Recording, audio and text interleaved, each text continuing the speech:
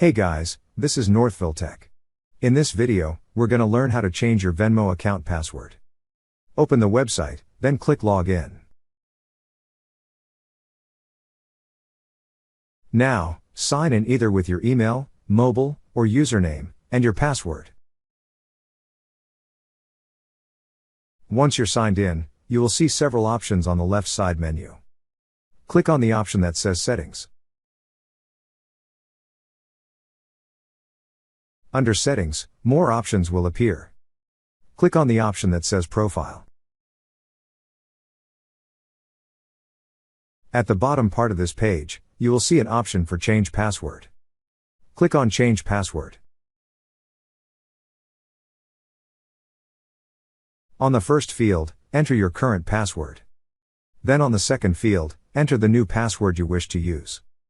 Enter it again on the third field to confirm. After entering all the required information, click on Save. That's how you change your Venmo account password. Thank you so much guys for watching, and if you have not yet subscribed to our YouTube channel, please subscribe to our YouTube channel as we create tech videos almost every day. Also check out our website northvilletech.com for great tech articles, and our recommended resources in the description below for various sign-up bonuses.